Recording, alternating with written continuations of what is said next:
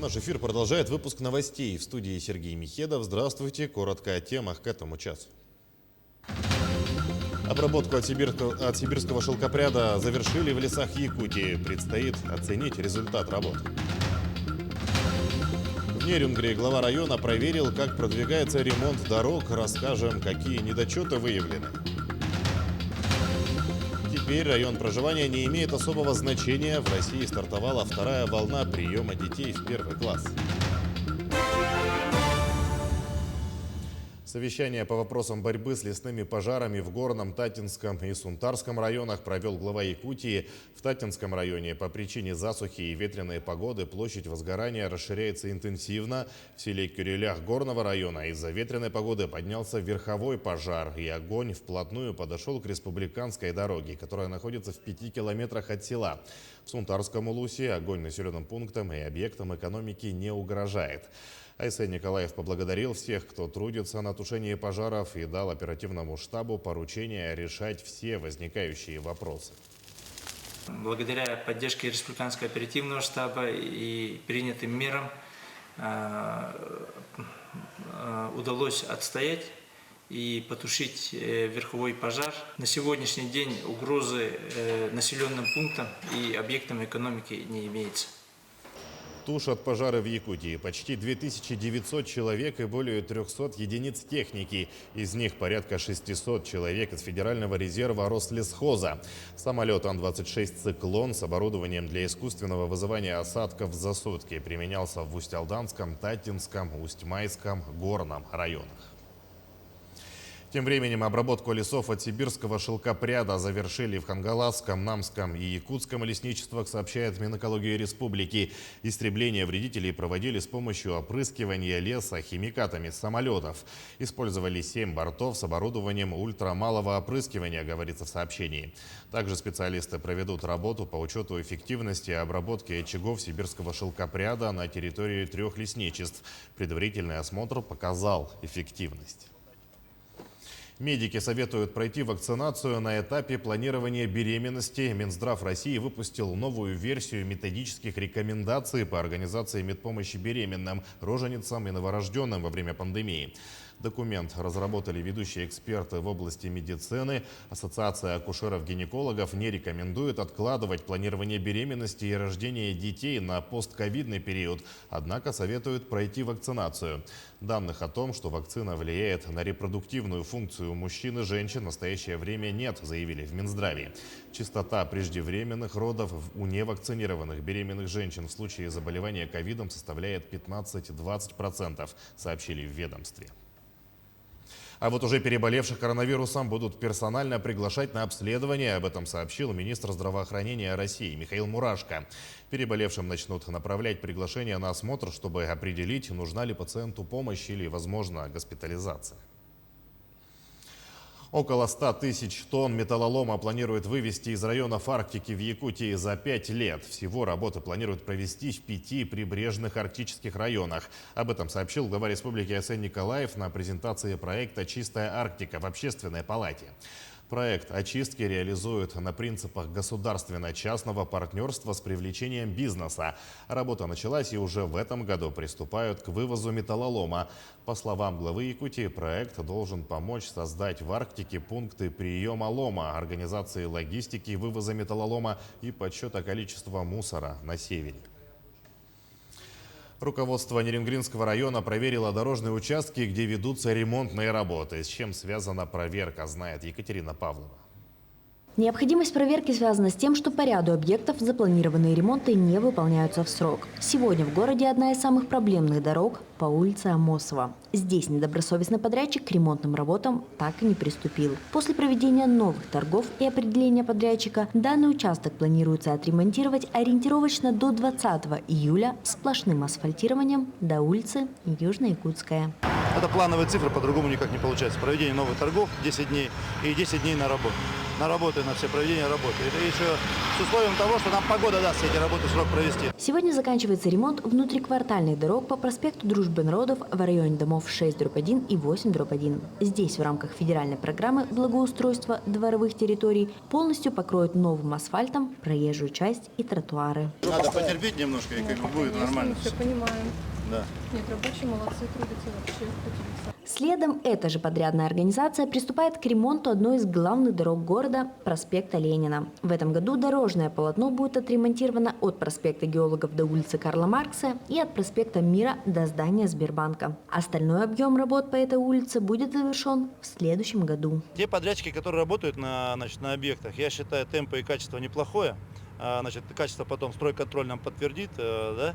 А вот те недопропорядочные подрядчики, которые вышли на тендеры, выиграли их, к сожалению, затянули по некоторым процедурам вопроса. Вот с ними надо будет хорошо работать. В принципе, глава республики четкий посыл нам в этом дал. Да мы и сами об этом на самом деле знали. Просто, видать, был нужен необходимый дополнительный импульс, да, который мы получили. И теперь с такими подрядчиками, естественно, будем ухо держать востро и работать более аккуратно. И будем знать, что это за люди. Улица Чурапчинская в этот сезон будет покрыта асфальтом полностью. Глава района также дал поручение рассмотреть возможность обустройства тротуара от улицы Чурапчинской до детской школы искусств. В перспективе должно быть обновлено не только дорожное покрытие, но и модернизирована пешеходная инфраструктура. Екатерина Павлова, Захар Головин, Нерюнгри.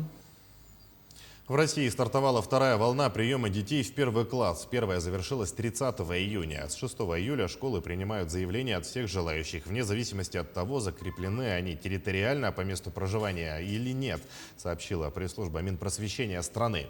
Принимаются в первые классы дети в возрасте от 6,5 до 8 лет. По заявлению родителей учредитель школы может разрешить прием ребенка в более раннем или более позднем возрасте. Подать заявление можно лично, по почте, по электронной почте, через официальный сайт школы или с помощью сервисов госуслуг. А более старшие школьники в Ленском районе побывали в экспедиции. Ее приурочили к 400-летию поселка Витим. Маршрут проходил через Ленск, Витим, Чапаево, Большой Потом и обратно в Ленск.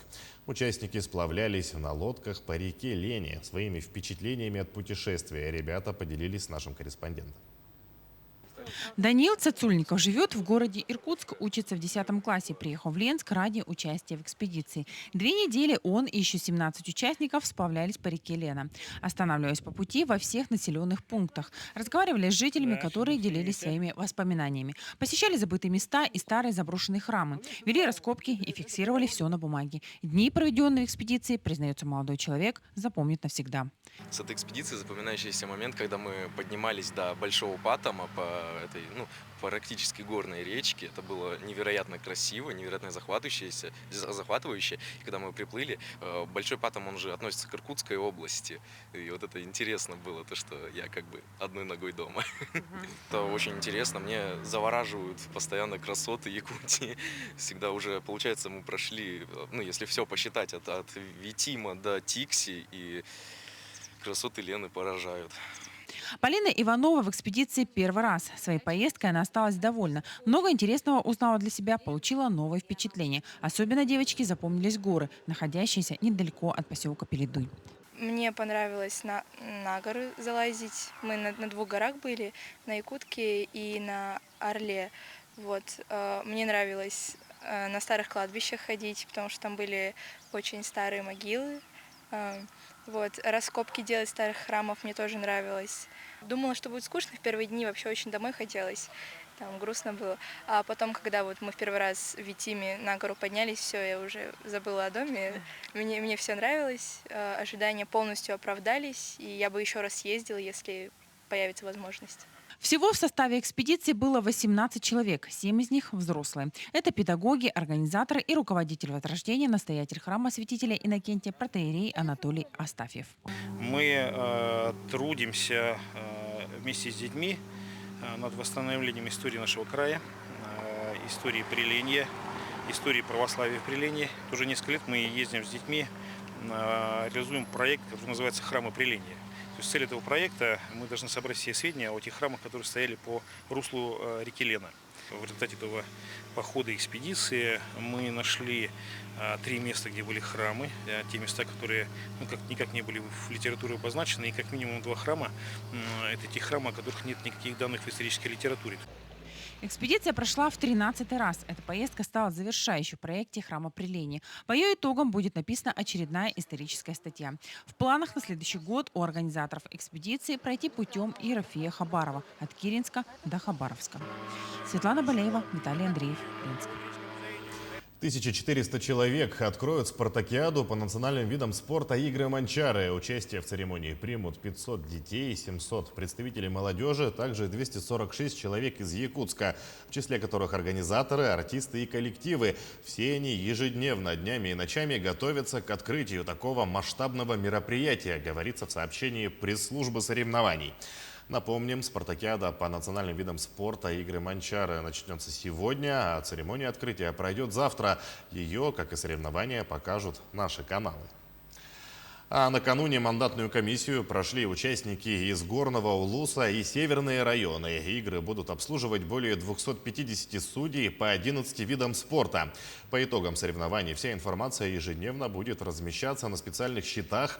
Также в связи с уменьшением количества участников по отдельным видам спорта не станут выявлять победителей. Основные виды остались в том же формате, как и предыдущие игры. Просто в некоторых видах там добавили юниорские группы. Например, по стрельбе из традиционного лука, ну и в некоторых других видах. 15 воркаут-площадок установят в этом году в Якутске и пригороде. Помимо уличных спортивных мини-комплексов появятся и специальные площадки для людей с инвалидностью, а также велопарковки. Их установят за счет городского бюджета. За 5 лет таких площадок должно стать 75. Ранее воркаут-площадки в Якутске были открыты в 2017 году на Теплом озере и в 2018 на территории городского пляжа. В этом году при выборе мест учтены пожелания и предложения горожан. Район набережной жители столицы выбрали не случайно. Население очень просило об установке таких тренажеров именно по набережной Чернышевска, так как с утра тут занимаются люди. Кто бегом занимается зимнее время, летнее время, кто скандинавской ходьбой, кто именно велосипедами ездит по этой набережной, вдоль набережной. По нашему округу по 3-летию благоустройства пошли дворы, которые находятся у нас на Лермонтова 58-56, Курашова 30/4, Петра Алексеева 7/2. И там будут устанавливаться именно воркаут-площадки с тренажерами, с детскими площадками, с мафами. К этому часу это вся информация, а наши корреспонденты продолжают следить за развитием событий. Оставайтесь с нами.